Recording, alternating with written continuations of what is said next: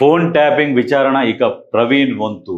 RS Praveen Kumar గారు అంటే నిజంగా ఒక బీఎస్పీలో ఉన్నప్పుడు ఉద్యోగానికి రాజీనామా చేసి రాజకీయాలలోకి వస్తానన్నప్పుడు నిజం చాలా సంతోషం అనిపించింది. బహుజనుల నుంచి ఫైట్ చేస్తామని చెప్పిండు, మాట్లాడిండు, రకరకాల స్పీచ్లు అన్నీ ఆదర్శంగా ఉండే. లాస్ట్కి ఏం జరిగిందో ఏమో తెలియదు. ఆ పొయ్యిండు దొర సంకన చేరిండు. సరే, ఇప్పుడు ఏంటంటే ఆయన వాంగ్మూలం సేకరణకు సిద్ధమవుతున్న సిట్ అధికారులు అసెంబ్లీ ఎన్నికలకు ముందు ట్యాపింగ్ పై ఆర్ఎస్పీ ఫిర్యాదు, పోలీసులు పట్టించుకోవట్లేదని అప్పట్లో బీఎస్పీ నేతగా విమర్శలు. ఆ ఫిర్యాదుపై విచారించాలని తాజాగా సిట్ నిర్ణయం. ఫోరెన్సిక్ విశ్లేషణకు Prabhakar Rao phone and laptop. త్వరలో సిట్ ముందుకు బీజేపీ ఎమ్మెల్యే ఏలేటి మహేశ్వర్ రెడ్డి.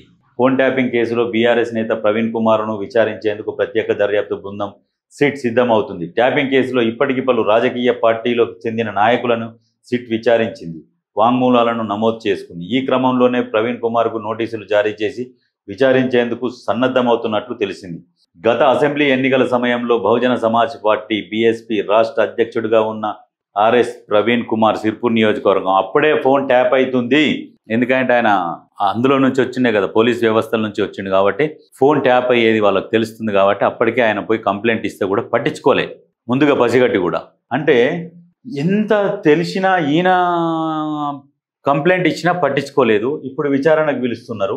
కొంతమంది ఏమో ఏం జరగలేదు, ఫోన్ ట్యాపింగ్ కేసు ఏముంది, కేసు. ఇప్పుడు ఫోను ఎవరైనా ఒక పర్సనల్ ఫోన్ కూడా నువ్వు పోలీసులకు రైట్ ఉండదు, నువ్వు లాక్ ఓపెన్ చేసి అని అనడానికి రైట్ ఉండదు, ఫోన్ తీసుకొని చూడడానికి రైట్ ఉండదు, పర్సనల్.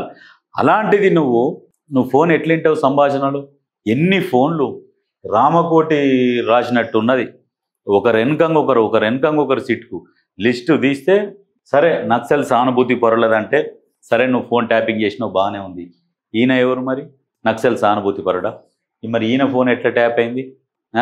సిగ్గుండాలి జర్రనన్న.